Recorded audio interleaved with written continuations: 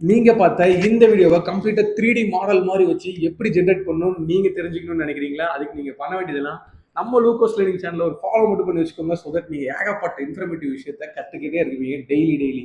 இப்போ நீங்க இன்டான்ஜிபிள் அப்படின்ற அந்த வெப்சைட்குள்ள போறீங்க. இன்டான்ஜிபிள் வெப்சைட்குள்ள போன பிறகு கிளிக் நியூ ப்ராஜெக்ட்னு மேல செலக்ட் பண்ணிக்கோங்க.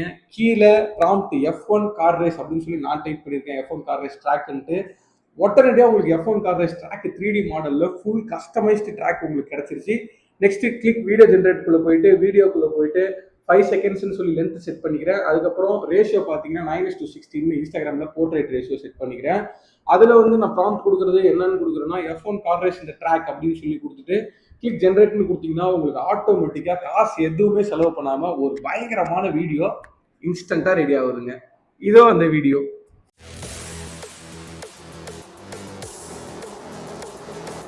ரொம்ப படிச்சு ஃப்ரஸ்ட்ரேஷனா இருக்கு அப்படின்னு நீங்க நினைக்கிறீங்களா? மேல கேமிங் சேனலோட லிங்க், அப்புறம் மூவி பஃபோட லிங்க் எல்லாமே கொடுத்துருக்கேன்.